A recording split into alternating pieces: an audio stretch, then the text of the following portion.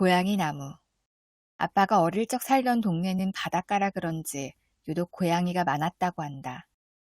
동네에 들어가는 입구엔 성인 남성 4명이 둘러싸도 모자란 커다란 나무가 있었는데 항상 그 나무의 가지엔 고양이들이 앉아 있어서 사람들은 그 나무를 고양이 나무라고 불렀다.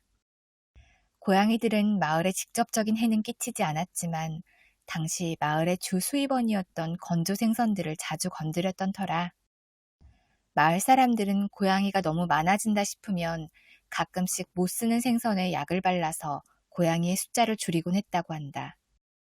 그런 어른들의 방식에 영향을 받았던 건지 개구쟁이였던 우리 아빠와 그 친구들은 어느 날 고양이 사냥에 나서겠다며 나뭇가지로 만든 조악한 창과 돌멩이 몇 개를 들고 동네를 들쑤시고 다녔다고 한다. 하지만 알다시피 고양이는 정말 재빠른 동물이다. 어설픈 어린아이들의 손길 따위는 눈을 감고도 피할 정도였으며 아빠와 친구들은 번번이 사냥에 나갈 때마다 사냥에 실패하는 쓴맛을 보게 되었다고 한다. 그러던 어느 날 유난히 파도가 높아서 배가 뜨지 못할 정도로 나쁜 날씨에도 아빠와 친구들은 고양이 사냥에 나섰다고 한다.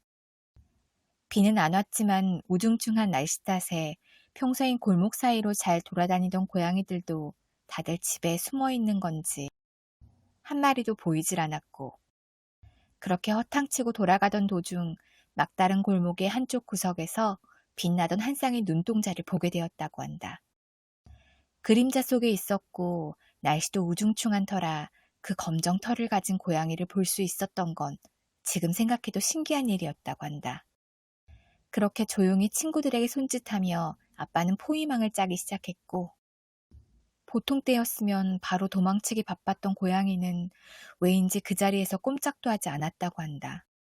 하지만 그때 당시 그런 생각 자체를 하지 못했던 아빠는 어느 정도 거리가 좁혀지자 손에 들고 있던 돌멩이를 던졌고 돌멩이는 직선으로 날아가 고양이의 머리에 직격했다고 한다. 그 순간 아빠는 물론 친구들은 정말 말로 표현할 수 없는 이상한 기분이 들었다고 한다. 지금 생각하면 죄책감 비슷한 느낌이라고 하는데 당시에 어렸던 아이들이 한 번도 느껴보지 못한 그 죄책감이라는 기분은 한순간도 가만히 있지 못하고 돌아다니던 개구쟁이들의 몸마저 굳어버리게 했다고 아빠는 그 당시 심정을 표현했다. 그때 한참을 비틀대던 고양이가 그제야 정신을 차린 건지 머리에서 피를 흘리면서도 담을 넘어 도망치기 시작했고 아빠와 친구들은 고양이가 몸을 움직이자마자 찢어질 듯 눈을 크게 뜨곤 서로를 쳐다봤다고 한다. 고양이가 비틀대던 그 자리에는 방금 태어난 듯 보이는 빨간 핏덩이 같은 작은 무언가가 꿈틀대고 있었다고 한다. 고양이가 움직이지 않았던 이유는 아마 그 자리에서 출산을 하고 있었기 때문이었던 것 같다고. 조심스레 확인해 본 그 핏덩이들은 정확히 아빠와 친구들의 숫자와 같은 4마리. 아빠와 친구들은 떨리는 손으로 새끼를 보듬어 들고 집으로 데려왔다. 그리고 부모님들께 방금 있었던 이야기를 말씀드렸고 부모님들은 고양이를 좋아하시진 않으셨지만 혹여나 완강한 반대가 성장기의 아이들에게 정서적으로 안 좋은 영향을 끼칠까 싶어 또 아이들이 저지른 잘못에 조금이라도 보상하자는 마음에 고양이를 키웠다고 한다. 그렇게 1년의 시간이 흐르고 아빠가 키우는 고양이는 어미와 마찬가지로 눈과 발바닥을 빼면 온통 검은색이었고 마치 처음부터 집고양이로 태어난 양 사람을 정말 잘 따랐다고 한다. 그런데 고양이가 4개월쯤 됐을 때부터 고양이를 데리고 동네 산책을 한 번씩 하게 되었는데 한참 잘 돌아다니다가 마을 앞에 있는 고양이 나무만 지나칠 때면 고양이가 갑자기 털을 세우며 꼼짝도 하지 않은 채로 나무를 보고 울어댔다고 한다. 아무래도 고양이를 키우고 마을에도 고양이가 많다 보니 고양이 우는 소리는 지겹도록 들어왔었는데 그 소리는 뭔가 다르게 들려왔다고 한다. 아빠가 진정시키려고 고양이를 잡으려고 하면 한 번도 그런 적 없던 녀석이 발톱을 세우며 뻗어진 손을 핥히려고 하고 아예 접근조차 할 수 없게 하는 통에 별 수 없이 가만히 바라보고 있으면 서럽게 울던 고양이가 한 번씩 자신을 쳐다봤다고 한다. 그렇게 한참 동안을 울어대던 고양이를 여차저차 달래서 집에 데려오면 언제 그랬냐는 듯 다시 멀쩡해졌다고 한다. 물론 고양이라는 동물이 워낙 변덕이 많은 동물이라 한두 번이라면 그러려니 하고 넘어간다지만 고양이는 항상 고양이 나무 앞을 지나갈 때마다 똑같이 행동을 했다고 한다. 그런데 아빠네 고양이만 그런 게 아니라 그날 친구들의 고양이도 고양이 나무 앞만 지나가면 서럽게 울었다. 게다가 고양이들은 형제를 알아보는 듯 친구네 집에 데려가거나 서로 마주칠 일이 있으면 서로 부둥켜서 털을 비비는 등 정말 살갑게 행동했다고 한다. 하지만 다른 친구와 만나서 같이 산책을 하다가도 고양이 나무 앞에만 지나가면 쌍으로 같이 그 나무를 보며 울어대는 것이었다. 그런데 묘한 게 동네의 다른 고양이들은 그러지 않았다. 그 나무 위에 올라가 있는 늙은 고양이들 때문에 막상 그 나무를 그렇게 좋아하지도 않고 오히려 슬슬 피해 다닌다고 하는데 이상하게 아빠와 그 친구들의 고양이 4마리만 유독 그런 반응이었다고 한다.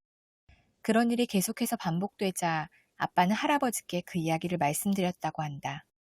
할아버지도 역시 1년 전 사건에 대해서도 알고 있었고 그날 이후로 다른 동네 사람들과는 달리 손자가 저지른 잘못을 반성이라도 하는 양 고양이들에게 호의적이셨다고 한다. 이야기를 전해 들은 할아버지 역시 뭔가 이상함을 느꼈고 그 다음날 할아버지는 고양이 나무에 오르셨다고 한다. 장승처럼 나무에 앉아있던 늙은 고양이들은 할아버지가 멀찌감치 던져놓은 잡어 몇 마리의 정신이 팔려있던 상태였다. 아빠는 서럽게 울어대는 고양이를 안고 밑에서 구경하고 있었는데 할아버지가 얼마쯤 올라가다 아빠에게 이리 와보라며 손짓을 했다.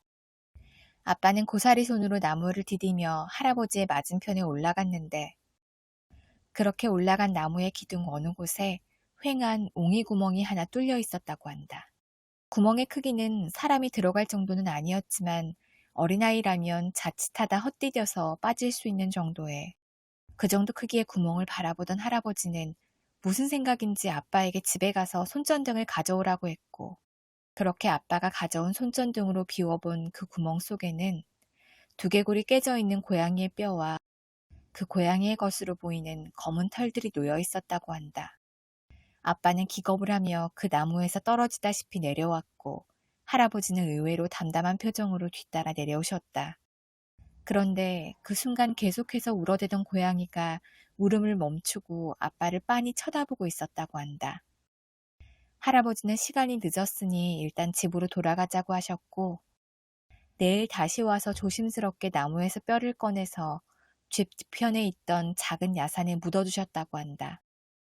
그 이후로 고양이는 그 나무를 지나가도 울기는커녕 전혀 관심을 보이지 않았고 혹시나 엄마 고양이를 묻은 작은 야산에 데려가도 그냥 뛰어놀기만 할 뿐 별다른 반응은 없었다고 한다. 그 사건 때문인지 아빠는 내가 어릴 적부터 생명의 소중함에 대해 항상 인지시켜 주시곤 하셨다. 정말 긴 시간이 지났지만 본인이 어릴 적 저지른 그 사건 때문에 아직까지 마음 한편에 죄책감이 있다며 말씀하시는 아버지를 보며 나는 왠지 모르게 씁쓸한 기분이 들곤 했었다.